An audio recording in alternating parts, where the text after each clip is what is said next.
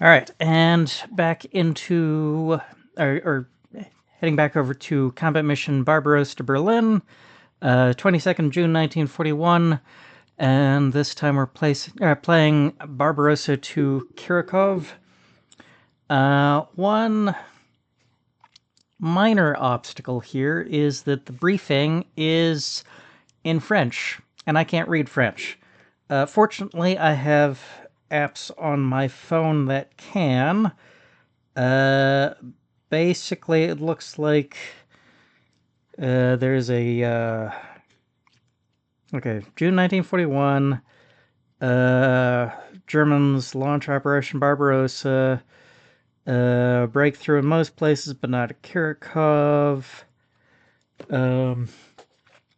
Yeah, basically, it looks like the Soviets are holding an outpost. Both sides are going to be getting reinforcements, and the main objective is to annihilate the enemy. Now, it doesn't specify player must play as one side or the other versus the AI. So, what I am going to do here, I have a handy-dandy website pulled up here that'll generate random numbers for me. And what I'm going to do is I'm going to ask it to generate a number between, or either 0 or 1. And if it gives me a 0, I'm going to play as the Germans. And if it gives me a 1, I'm going to play as the Soviets. We're playing as the Germans this time. Okay, so...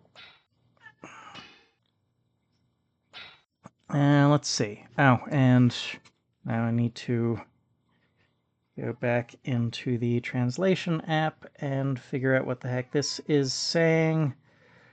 Okay. General offensive against the... Okay. The general offensive against these communist dogs has now begun. Taking the village of Kirikov is imperative for the success of subsequent operations. Our Hungarian app... Oh, hang on. App can just stay stable without... Okay. Our Hungarian allies will support us on the right flank while we concentrate our efforts on the village. It is... I've got bits of interface in the way of some of the words. Okay, so only a small part of Kirikov is fortified. Unfortunately, our force... Yeah, we've got bits of the interface in the way of part of the translation here, so I can't read some of the words on the left side. Okay, I think the important thing... don't need a translation for some of this. I've got...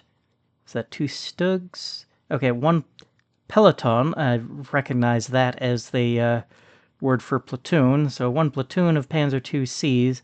I assume this is just 2 Stugs, not 2 platoons of Stugs. Anti-aircraft. Yeah, I'm going to have to refer back to the squads. 2 squads. Huh, that's not a lot of infantry. Only 2 squads. But I am getting... I've got a Bf-109 and a Stuka providing air support. I've got some artillery. Okay. I'll be getting more reinforcements. 3 Panzer IV's, half-tracks, and some more infantry. Okay. I'm sure I'll figure out what I need to know as we go along. So here is my setup over here. Panzer IIs.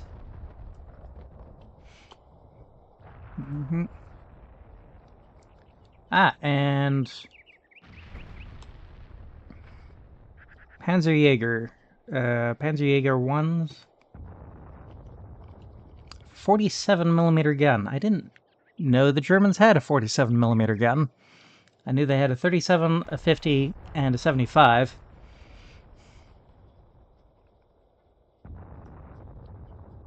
Oh yeah, and of course, 20mm and 88.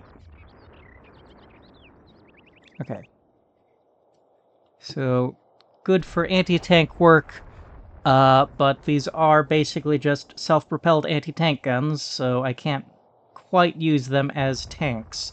They don't have a machine gun, for one thing. And of course, the infantry are exposed to the rear, so that's worth keeping in mind. The Stug I can use a bit more like a tank. It does have a machine gun, only forward firing. In fact, I'd argue that Stugs were tanks. I know a lot of people feel like a tank has to have a rotating turret. Otherwise, if it doesn't have a turret, it's not a tank. Which, I don't know, there were plenty of tanks in World War I that, didn't have turrets. So if we're too strict on it has to have a turret, or else it's not a tank, then that leaves out too many things that definitely were tanks that we now have to say weren't tanks. Now, I think a Stug is a tank. Yes, its primary job was infantry support, but there's plenty of tanks whose primary job was infantry support. Infantry support is a perfectly legitimate role for a tank. Okay, got 75 millimeter infantry gun, these little stub-nosed guns here, really just meant to fire. Yeah, it's only got a high explosive projectile. It doesn't even have an armor-piercing one. High explosive can, of course, still penetrate some armor, just not very much. Okay. So, and we've got more forces over here. What is... Oh! Hungarian forces! Right, the briefing did mention that I have Hungarian forces to my right. I thought that was like narrative. Oh, they're off somewhere to the right flank. Okay, that's neat. Yeah, that's... I'll actually get to see Hungarian forces in action. Excellent. That's neat. That's excellent. Okay, so this one... so this is basically a tankette with forward-facing machine guns. That's fine. I won't be able to use that against enemy tanks, of course, but it'll be perfectly useful against enemy infantry. And this 20mm gun, 2-man turret, looks basically in armor and armament roughly equivalent to a Panzer II. So I will treat it the same way as I treat... I don't know if you hear the cat complaining in the background.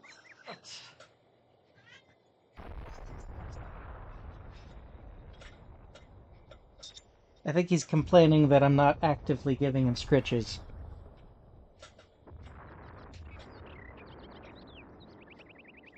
Okay. Alright. And Hungarian infantry. Okay, looks like a fairly typical infantry squad for the time. We've got roughly a 10-man squad that is... Well, I mean, 11 men, but, typical size for an infantry squad, about 10 men, give or take maybe 1 or 2, is, standard ballpark, with mostly rifles and 1 light machine gun. It looks like they actually have 2 submachine guns. By the graphic, I had assumed that was like a carbine or something, but no. Those are SMG 39Ms, which pack a lot of close-range firepower, it looks like. All of them are similarly equipped.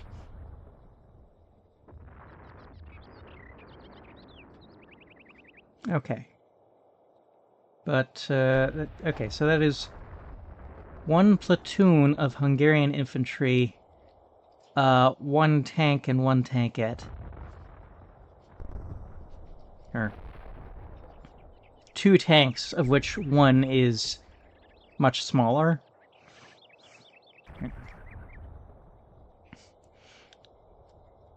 If we add in the German infantry, so that is... Hang on, what am I looking at here?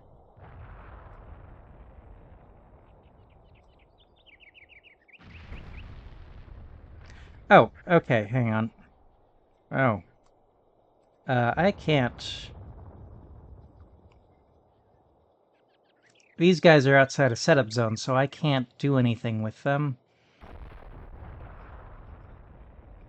I can't give them any orders, yet I can't change their placement. So I wonder if they're set up for an ambush, maybe. I expect the first thing I'm going to want to do is get these guys out of their trucks.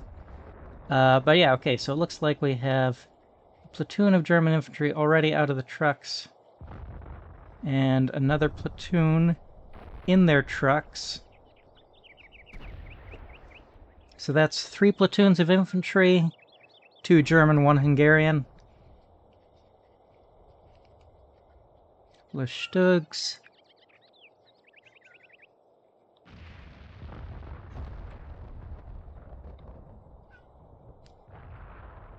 The Panzer IIs are gonna be the bulk of my armored strength here. Okay, so let's actually start... Okay, right, remember my acronyms here. The planning... planning aids, I know, of course, modern US acronyms, METTC and OACOC.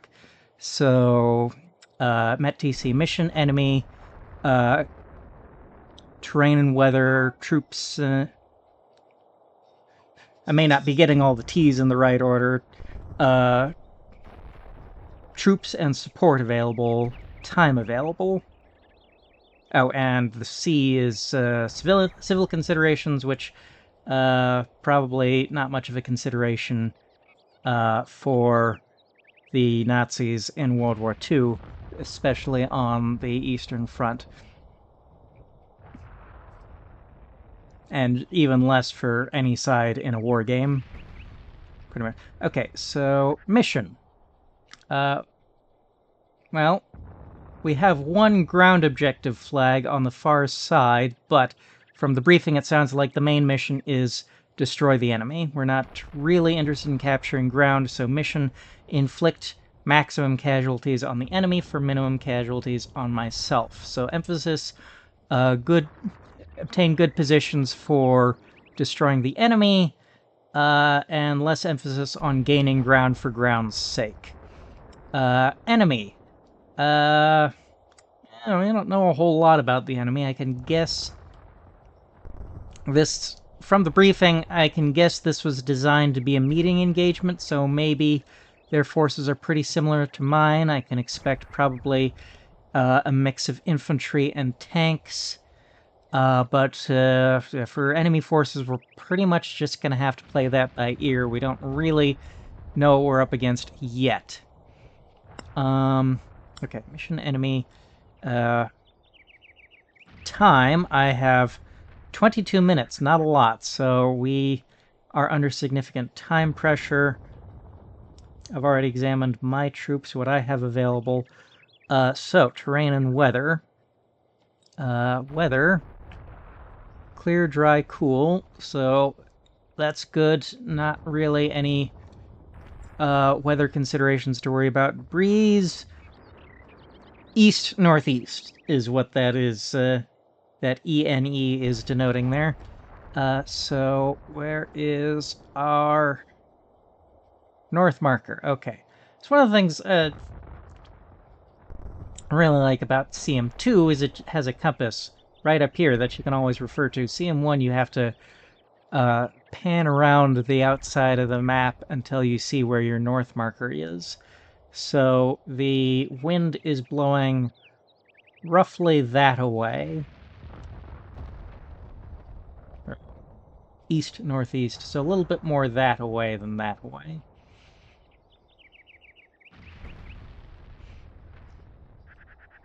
Okay. Terrain. Right, okay. So if I can remember the terrain analysis acronym OACOC. So we're looking for obstacles, avenues of approach, cover and concealment. Hang on. Obstacles, avenues of approach, observation fields of fire, and cover and concealment. I kind of think of them in pairs because obviously obstacles and avenues of approach go together because they're kind of the negative space between each other. Avenues of approach is the negative space between the obstacles, and obstacles make an avenue of approach less of an avenue of approach. Cover and concealment and observation and fields of fire are again kind of the negatives of each other, so I kind of think of them together. And then key terrain. Now, normally I kind of struggle with finding much in the way of key terrain on a map, but this time it seems pretty hill that these buildings on this hill will probably give a decisive advantage to whoever controls it. Or, well, it is also just kind of a good concentration point for artillery, so maybe not that much of an advantage. Well, in any case. In CM1, these forest tiles that are under all these trees are impassable to vehicles, which I think is a bit of an eyebrow raiser. But okay. So that means limited vehicle movement on the far left here. Vehicles will have to stream through these narrow gaps here.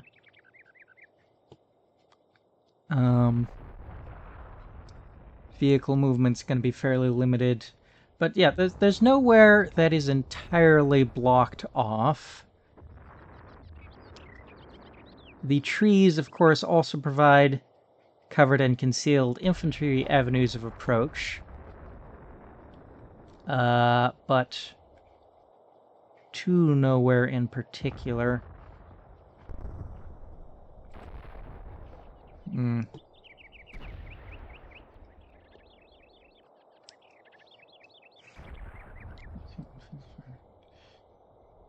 guess we've got rolling terrain here, so a position on one end of the map does not have line of sight to the other necessarily, since we've got folds in the ground here. That is a fairly substantial looking brick building. Infantry that occupy this building may not be easily dislodged. There's definitely more woods on the Soviet side of this town than there are on my side of it. So, you know what? Didn't I spot 2 TRPs? Or, no, hang on. No, I don't think I have any TRPs here. My memory is playing tricks on me. Okay, then.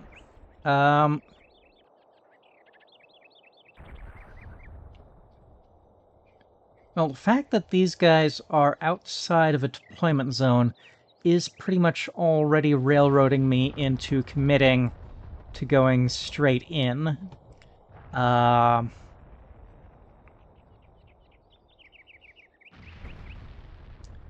got these Panzerjägers here. How should I set them up?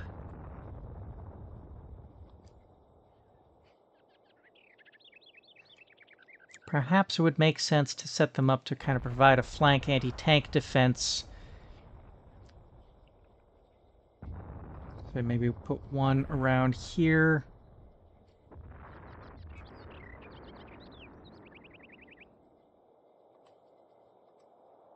And one...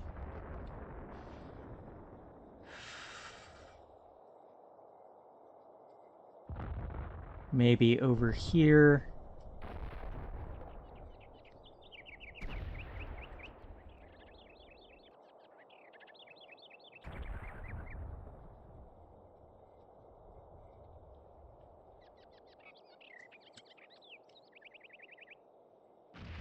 Oh yes, and this will also be effective against some Soviet armor. Not that effective against T-34s, but if we're facing anything other than T-34s or KV-1s, that can easily deal... that 37mm gun can easily deal with T-26s or BT-7s or BT-5s, or, you know, whatever BTs. Okay. Put the Stug back here, but ready to lob some higher caliber HE rounds on any of these buildings that start speaking Russian. Or, you know, that start shooting at us.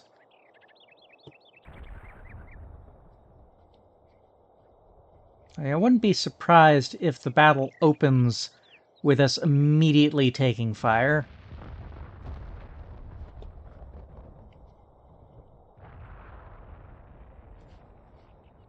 Hmm.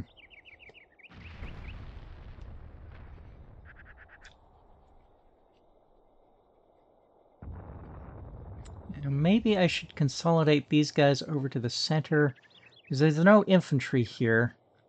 They're all... like, these are all just support vehicles.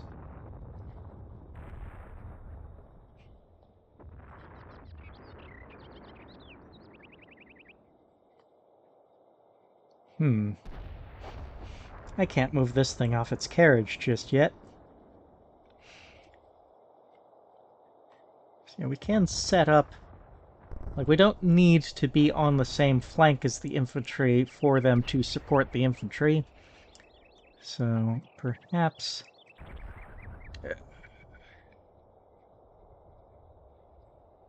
whereas being further back kind of has some advantages as far as getting a good line of fire, because of course the closer we get, the more a lot of the lower windows fall into dead ground here.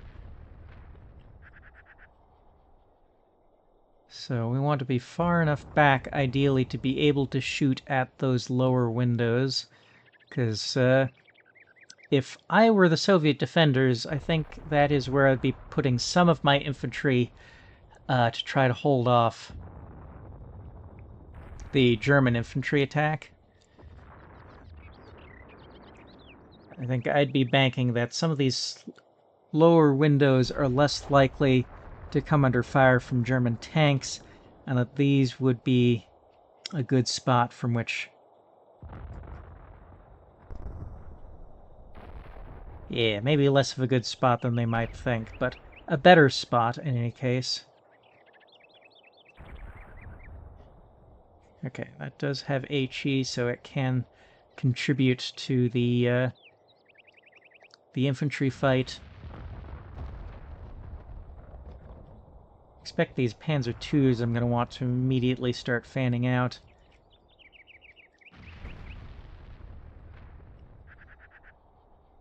I might actually have them crest up over this hill slightly before the infantry.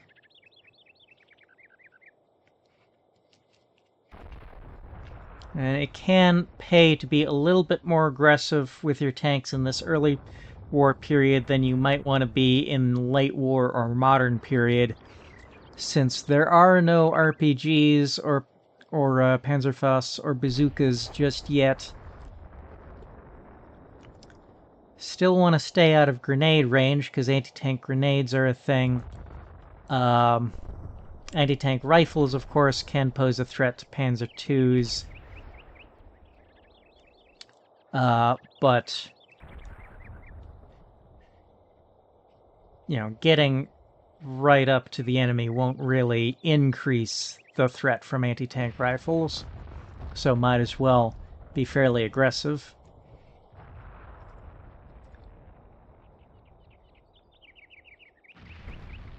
Tanks, of course, still, regardless of how much the enemy lacks RPGs, they still can't flush enemy infantry out of tight spaces like buildings, trenches, or woods.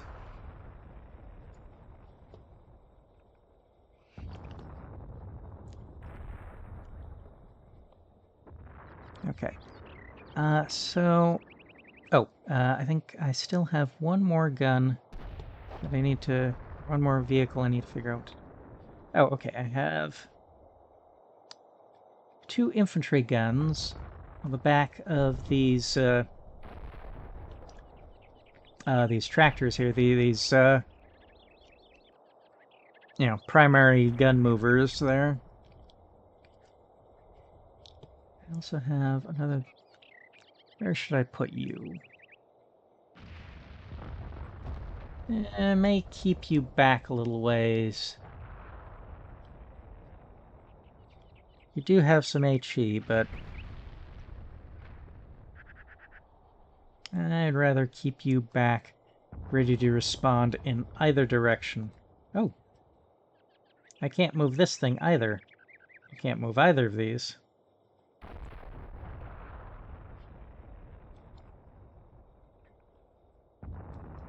I can move this one. Just can't move the gun just yet.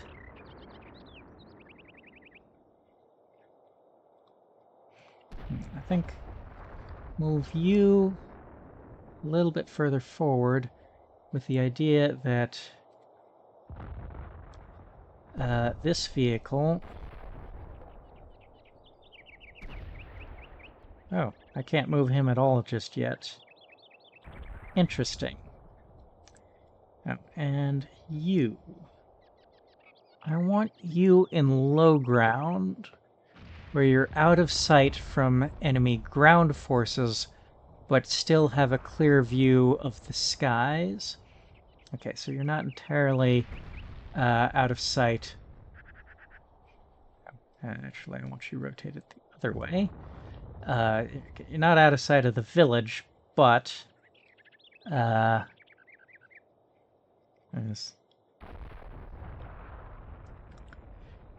you're out of sight of most other forces.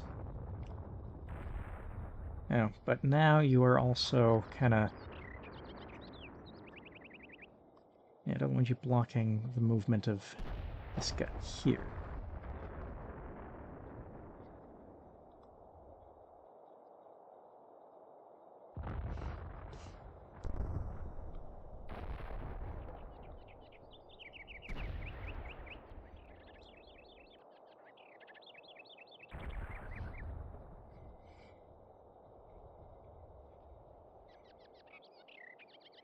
Okay, now then, for the Hungarians, I think the first thing I want them to do is try to seize positions in these woods here.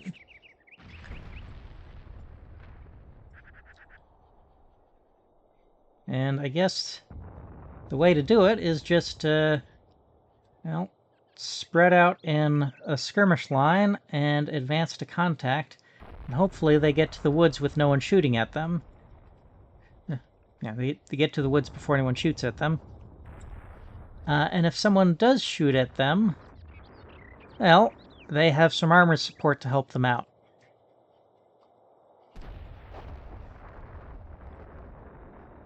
One thing that does concern me is base of these trees are a little bit lower,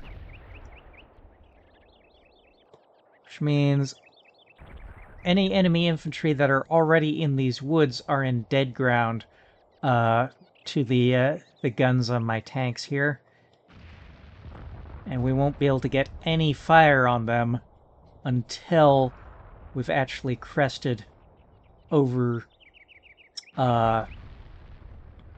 over this dip here.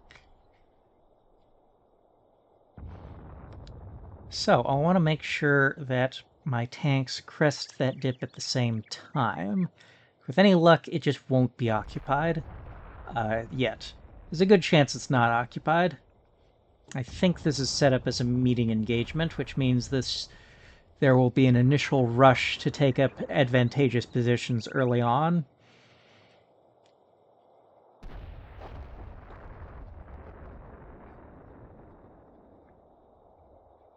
Okay, I think that is as much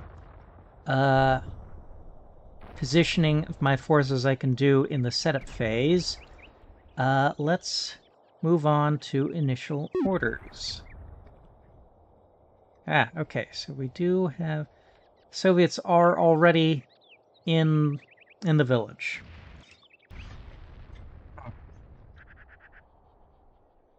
So... Kinda don't really want my infantry squads to be split. I'm actually not so sure there's much advantage to doing that in CM1.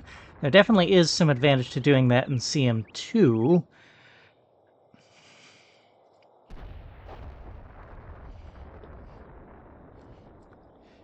Because it is actually physically, physically modeling each individual soldier, so having them physically more spread out by splitting the squads makes an actual difference. I'm not convinced that splitting the squads makes a difference in CM1, though. Or I'm not convinced it makes a beneficial difference. It does seem...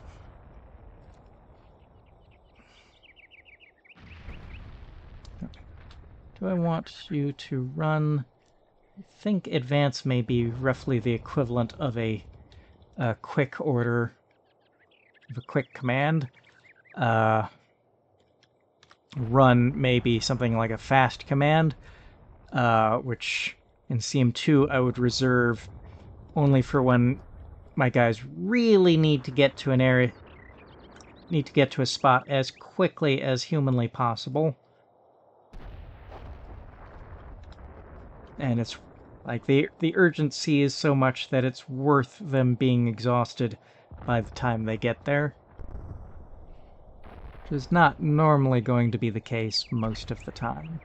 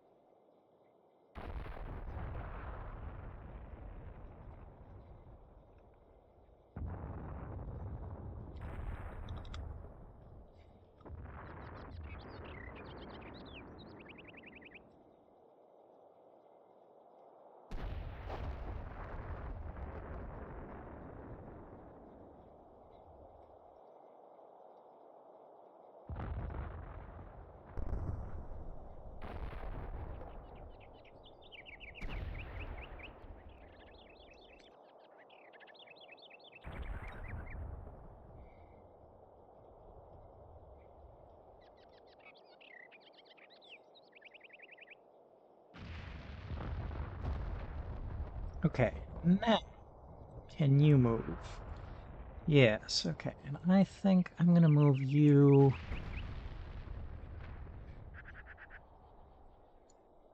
about there, and have the gun... Well, hang on. So I could set up the gun immediately to provide a defense on this side of the hill in case the enemy starts flanking us. Or I could wait until we've taken the village. This is assuming, of course, that we succeed in taking the village, so waiting carries a risk. And then set it up to assist in a further advance.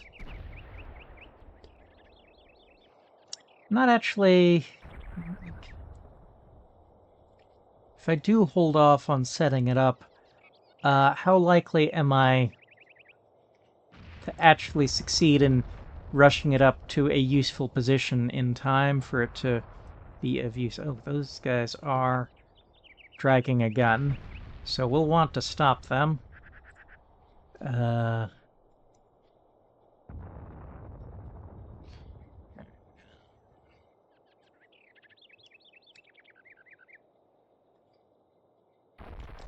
Actually, I think what I really want is for you to get into a hold down position to about there. And yeah, I think I might as well move this gun up here to provide a little bit of supporting fire on those buildings.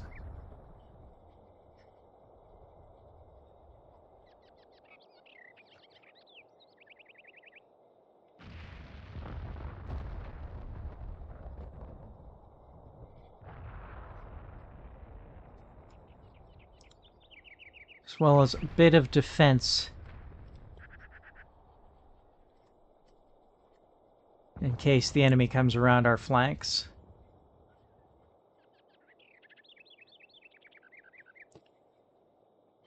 Is that a trench?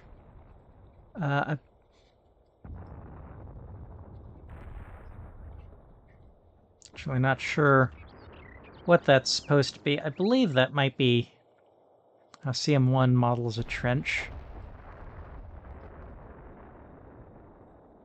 You've got good line of fire.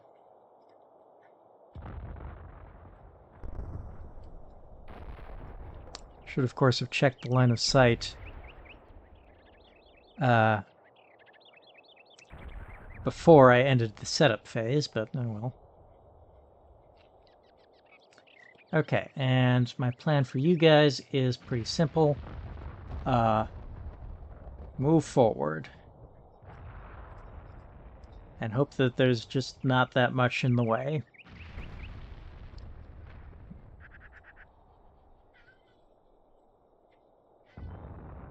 Kitty cat, what?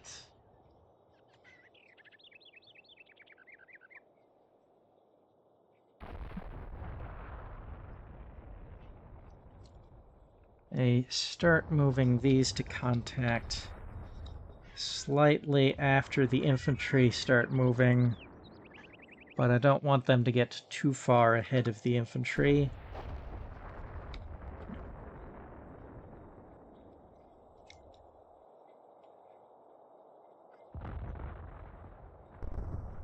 Hang on.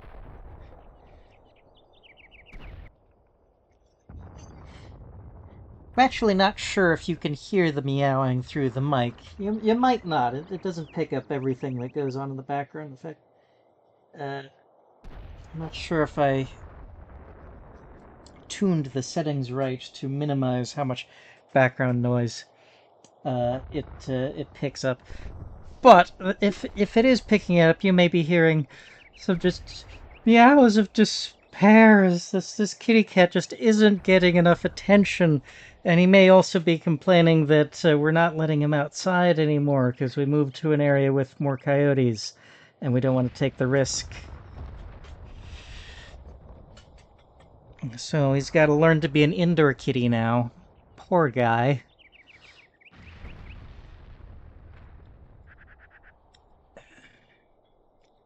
Okay, I think I am ready for the first turn. Now, do I actually want... Now, okay, I don't... Keep this guy behind the trees. And I have to split my attention between the game and this kitty cat that is endlessly demanding on attention.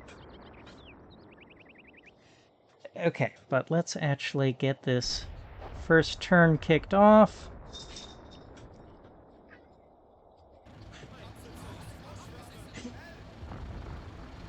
Okay, and we aren't immediately... Oh, I guess we are getting immediately shot at a little bit. Taking cover. Oh, hey, let's see now. Hotkeys, what was it? It was...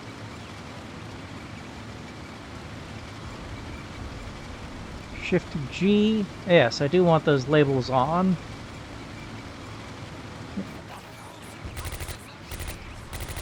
Okay, and immediately taking cover.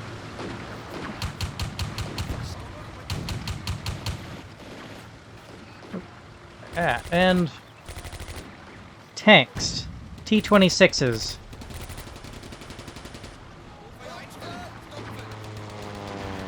Oh dear.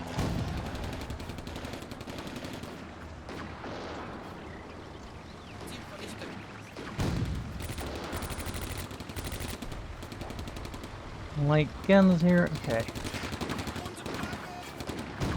Egg. Oh, really should pull the trucks back.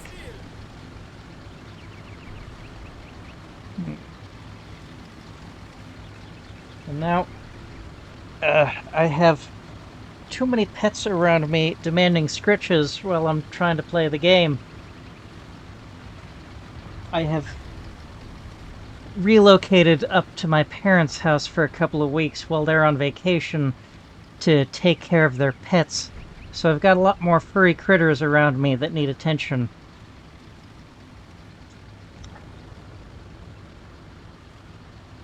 Which is causing some minor distractions and hopefully isn't putting my troops in too much peril.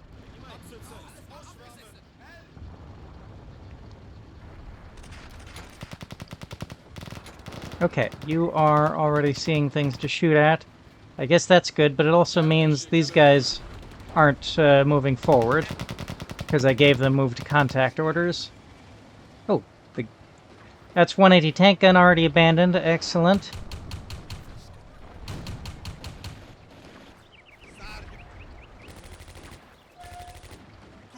At least get the camera oriented in an interesting direction. Well, I gave these poor critters some scritches. Ah. Okay, so that is possibly a bit less capable than my Panzer IIs, since it is a 20mm gun. In fact, actually, okay, it's an L65, but it looks like it may still be a slightly... The performance, anti-armor performance may be slightly less than my Panzer II's 20mm gun. It is also just like a regular load one round at a time cannon, not an autocannon like is on my Panzer II's. Still, more useful than no cannon at all. Okay. Yes.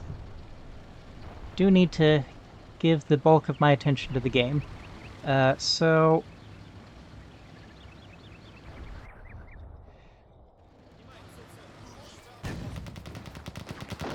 Ah, okay. You are seeing things to shoot at. The T-26. What we're spotting so far...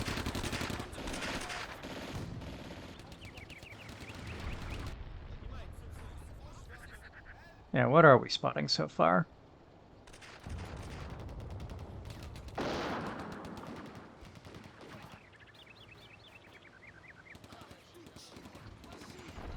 Okay, so there's one one T-26, one BT.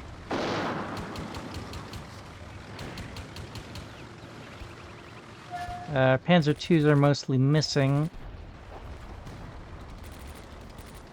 So there are just 2 tanks that we spotted so far?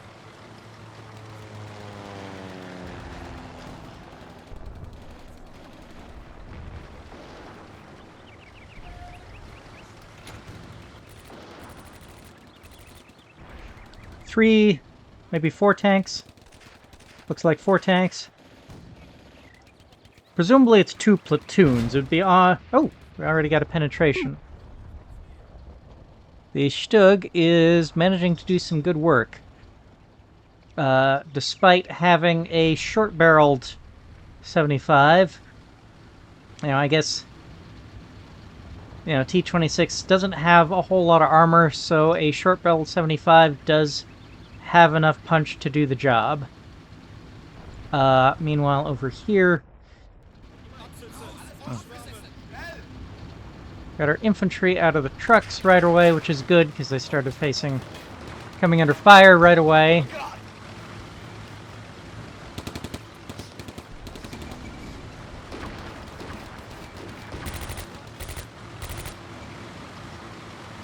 Tanks up to support the infantry.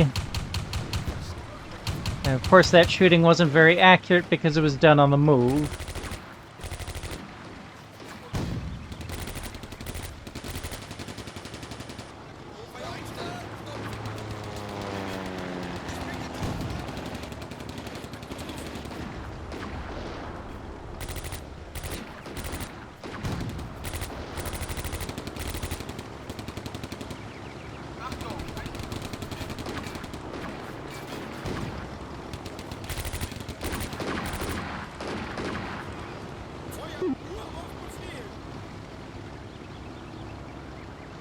Okay.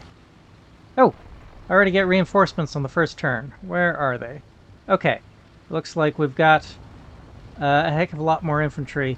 Do the Hungarians get anything more? Nope, they're still only got one platoon.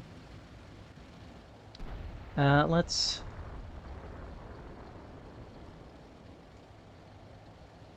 No. Have them walk forward so that they're at least making some progress. 37mm anti-tank gun.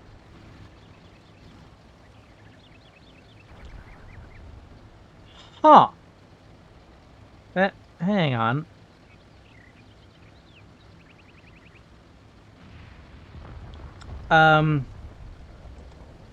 Interesting. Did not realize the Soviets had any 37mm. I thought they were using 45.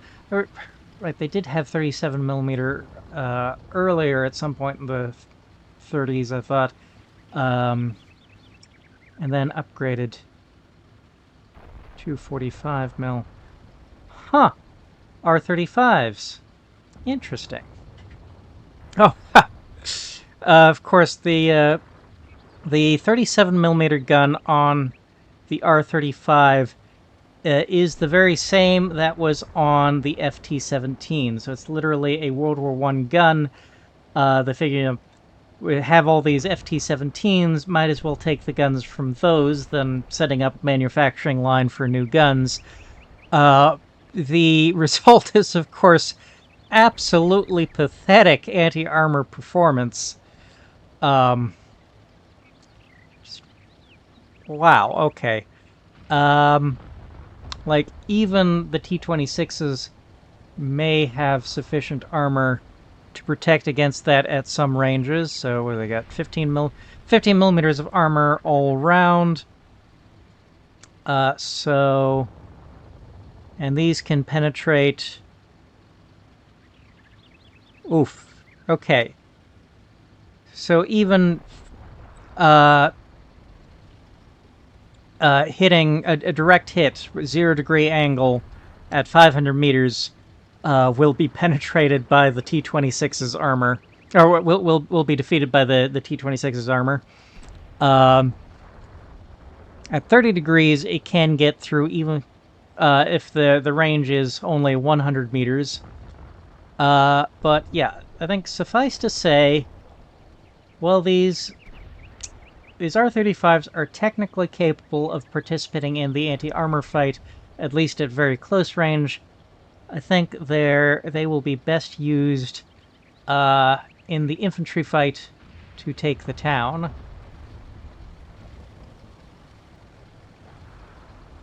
Let's have them push up directly beyond the barbed wire. Oh, how fast are they? 12 miles per hour, 5.3 meters per second. It's not terrible. Oh, I do like that they give me meters per second. That means I can actually... that'll make it a lot easier to calculate. Okay. 5.3 meters per second times 60 seconds. Okay, theoretically they could travel 318 meters in a turn, which is actually respectable.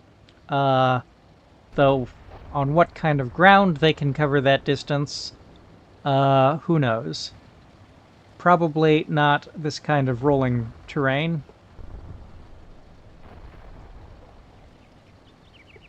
Well, hang on. The distance there is... Okay, they've got a line of sight from here. We'll let them do some shooting from right here before I start having them move.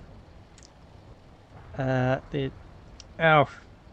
and of course, the reinforcements aren't organized, which is a bit of a pet peeve of mine. Or I think it's a bit more than a pet peeve. Like, why aren't the units organized together into their platoons when they arrive on the map?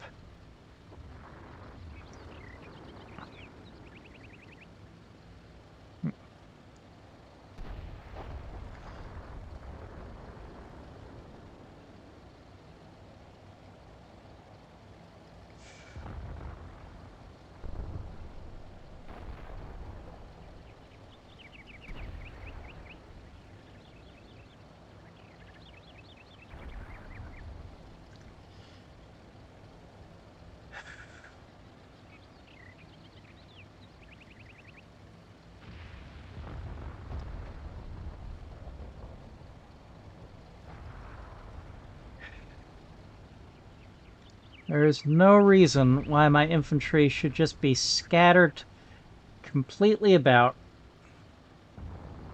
as if, they aren't supposed to be part of coherent platoons. Let's keep unit cohesion, people. Like, when you're setting up my troops, when they... Like, scenario designers, when you're setting up troops coming in as reinforcements or anywhere where they... Like, especially anywhere where the player doesn't have an opportunity to organize them, and there's no, like, narrative reason they should be disorganized, just keep unit cohesion, keep the platoons together, the companies together. It's not that big of an ask, I don't think. Like, it is a little tiny bit of extra time when you're making the scenario to just sort the troops out to keep unit cohesion.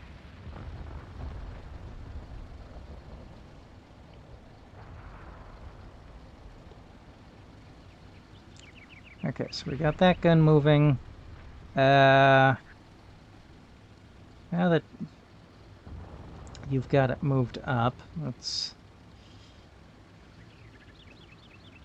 get you back to somewhere a little safer.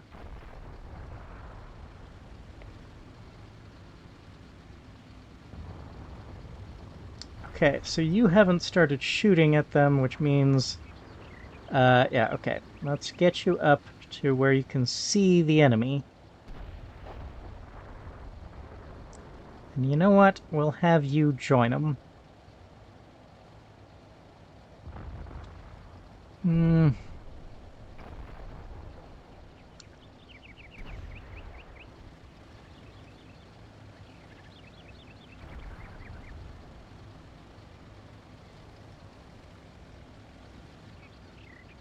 I don't want to overcrowd that tree line. It would be nice to... more anti-tank guns facing the known enemy tank threat. But, another tank threat could emerge on this flank, so... Okay. And I think I don't want to move my infantry any further forward until we have beaten down the enemy infantry's fire a little bit.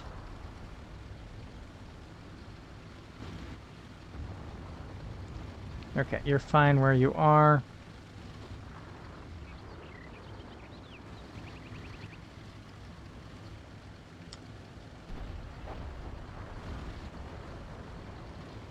Yeah, that'll be a perfectly adequate position. You're able to do some useful shooting from that position, so... But these trucks... we can start trying to get them somewhere a little bit less exposed.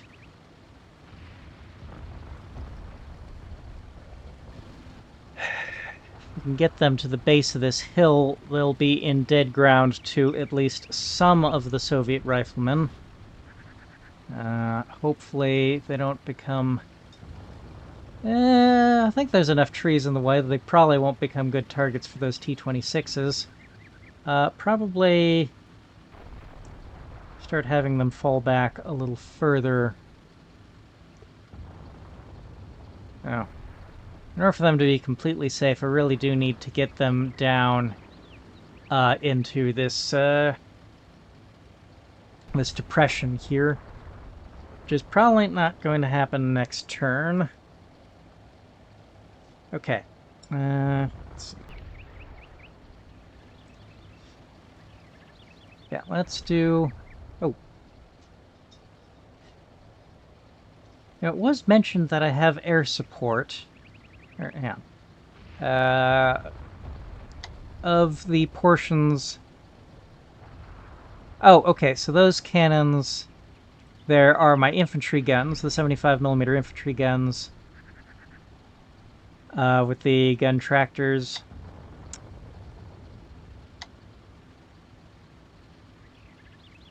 I will be getting air support at some point. Do I already have that air support somewhere? There's something like a forward observer or an air controller who can call in the Stukas. Or are they already moving? Are they, already coming in automatically? Without necessarily any ground control on my part? Well, in any case, let's move on to the next turn. They're hopefully... Oh. Are these R-35s finding targets? Oh. Maybe I should have explicitly given them some targets. Oh, they are finding some targets over there. A bit of a long distance firing a machine gun over.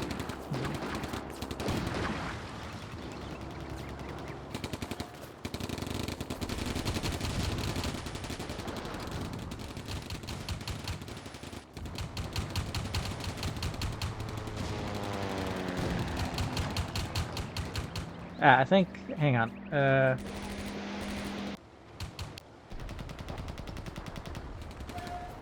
So my anti-aircraft gun is shooting at a lag 3.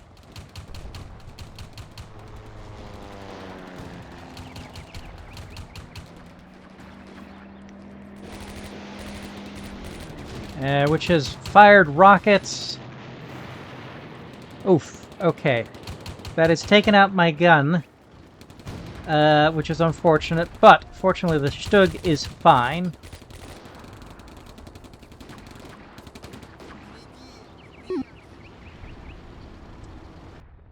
I think my tanks are making enough of a difference now. Maybe I can start bringing my infantry up. Oh, we've got those 2 guns there. I know we forced one to be abandoned. Alright. Luckily I haven't lost any tanks to them yet, so I think we're keeping them suppressed. Okay, my infantry is starting to get up and return fire.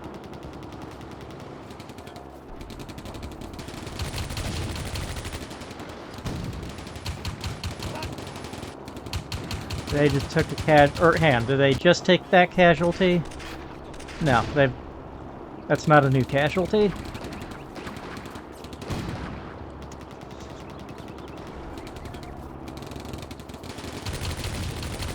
Okay, my machine gunner.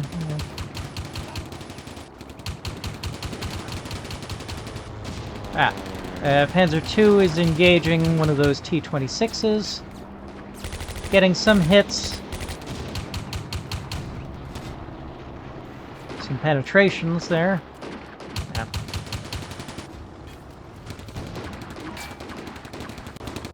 Yeah. Back up to the beginning of that.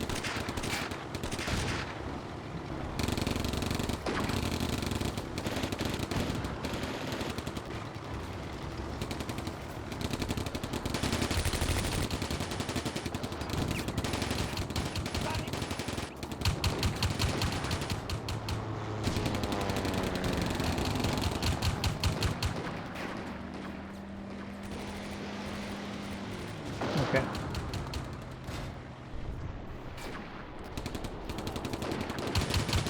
Getting penetrations, we just haven't managed to kill it yet.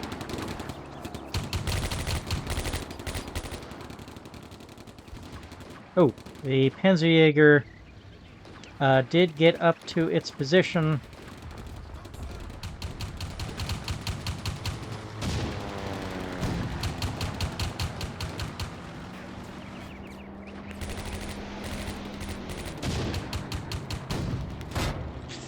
Oof, okay.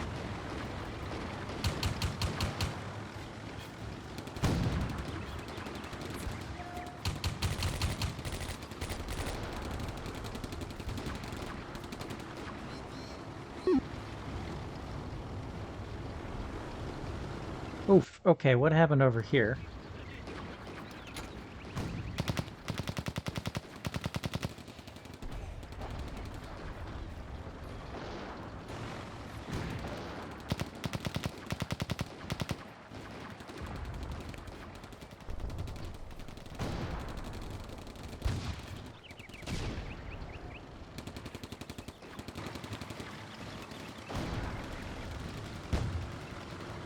Okay, my tank here.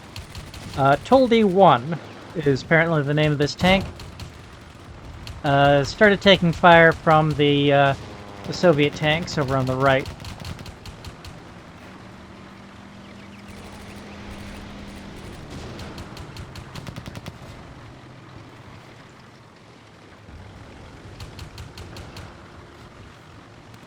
Pretty much 13mm armor all around, except for the rear, which only has 6. So 6mm of armor is actually little enough that at very close range, even rifle fire could get through that, potentially.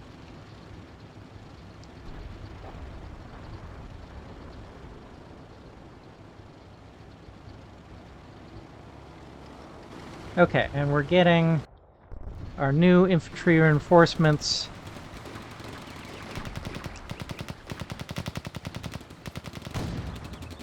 They're getting organized and moving up.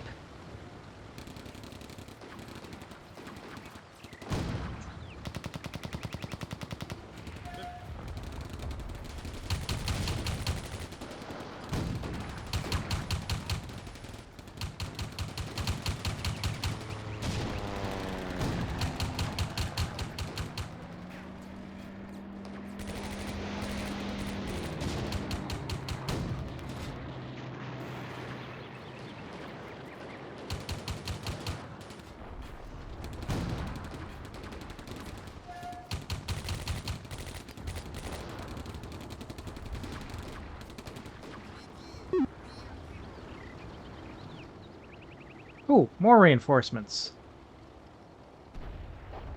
Fresh troops are pouring in. Okay, Panzer IVs. Outstanding.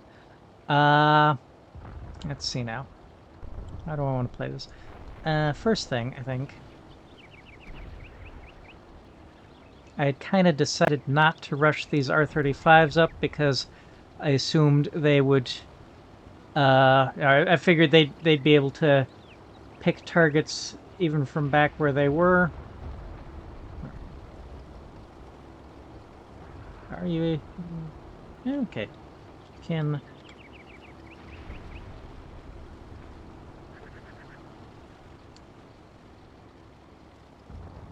I am going to push you guys forward.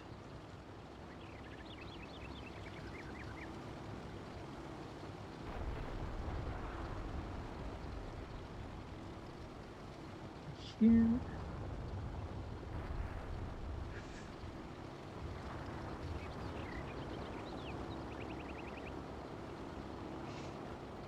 Okay, so get a little bit more directly involved in the infantry support battle.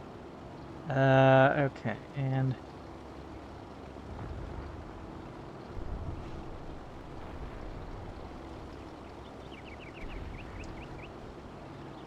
let's start advancing these infantry forward.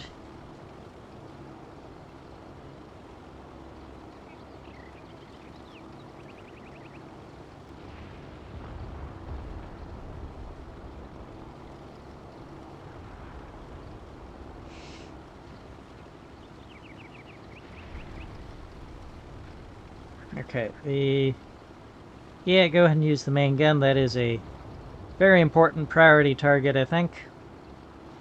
Let's also... Well, okay. The Stug is doing some work from here.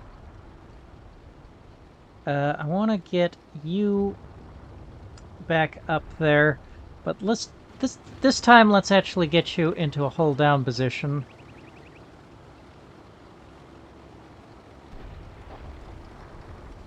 Yeah, seek a hold down position to roughly there.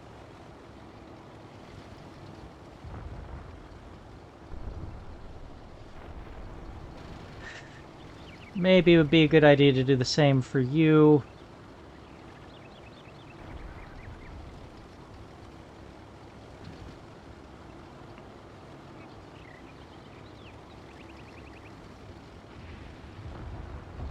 It's not an anti-tank gun, so I actually can't do much against those T-26s.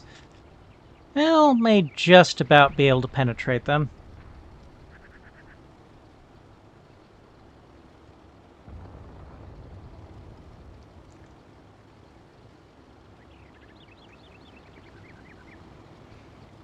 Let those infantry walk forward for another turn.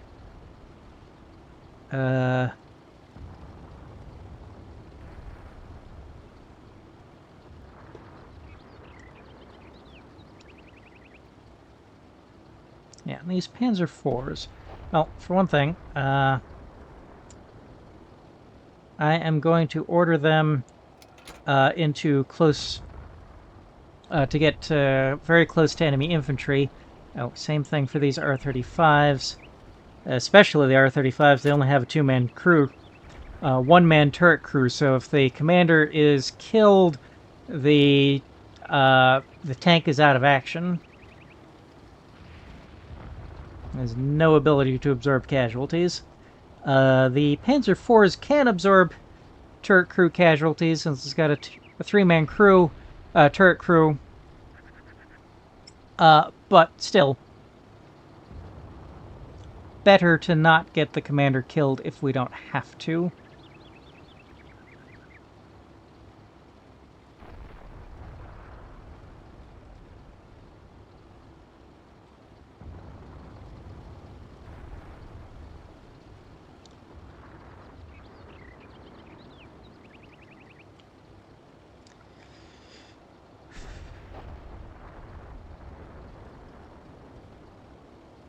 We'll at least get them a little bit closer while I figure out exactly where I want them to go.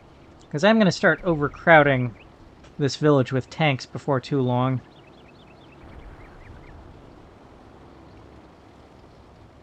Oh, yes, there are Soviets right there, aren't there? So, actually...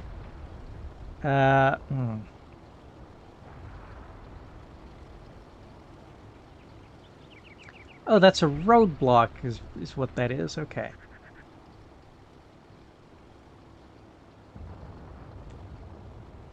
Okay, these tanks are going to help support these infantry, which I think I will push to the left of the village.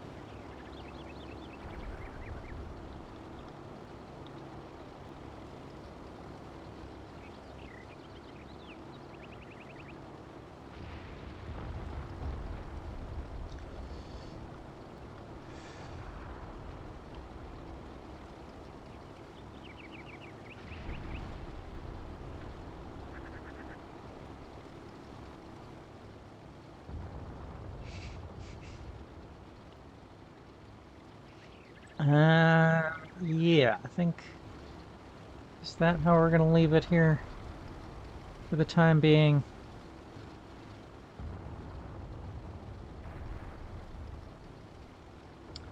Well... Maybe move you fast over here to get those enemy tanks in between... Or to get these trees in between you and those enemy tanks. Actually, for the same reason, I'm not convinced you're entirely up to facing those tanks. So let's get you up to there.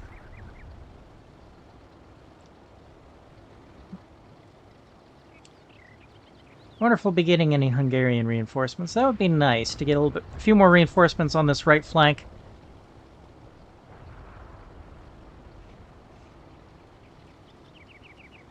Okay. Let's go ahead and play out the next turn, see how that goes.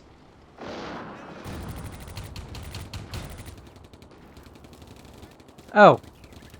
Bugger.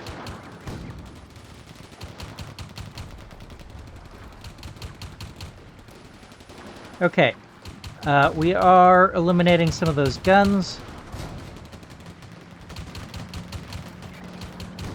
Thanks. Oh, and we managed to knock out one of their tanks. Okay.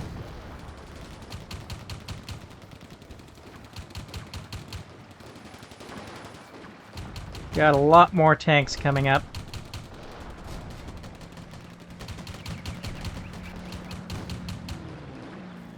Oh.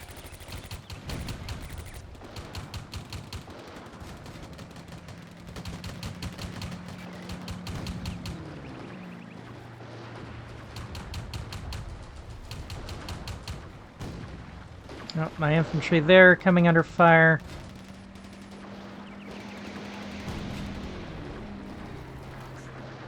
More rockets.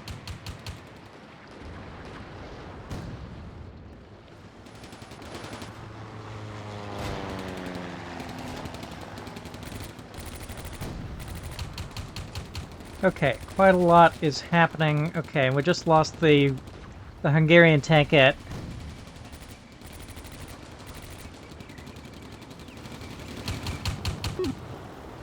Okay, but the enemy anti-tank threat in the village is gone, so that's something.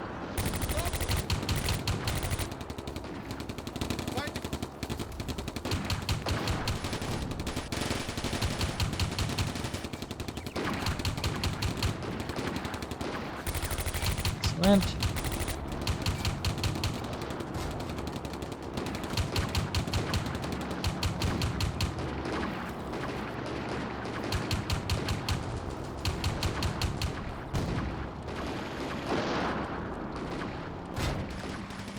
I think I'm going to redirect those R-35s. Because I don't think these guys need any more help taking this village here. So this whole company is going to go left of the village.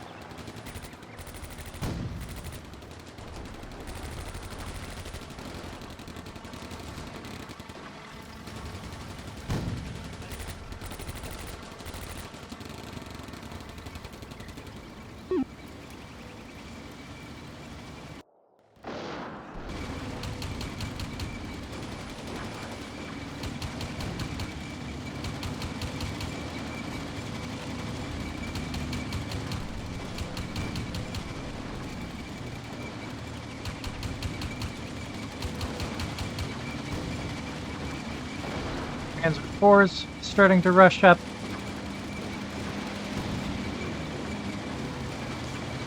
Really like the Panzer IV.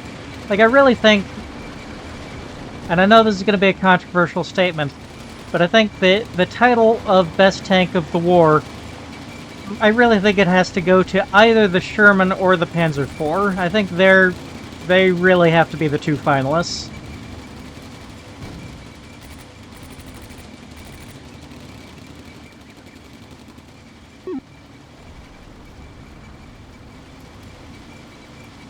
Obviously, it would be the Centurion, but it was just a smidge too late.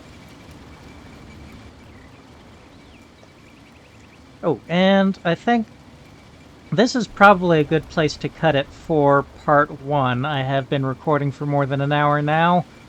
Yeah, I'll probably roll right into recording part 2, because I am enjoying this scenario. But now's the time to make the cut for part 1, I think. This has been like 90% planning and setup with a couple of turns of action. But next battle, or the next part should be all action. You know what, probably will change where I'm sending these R-35s, because again, we've got overwhelming force in the village now, so it'll be... Anyway, those are thoughts for the next part.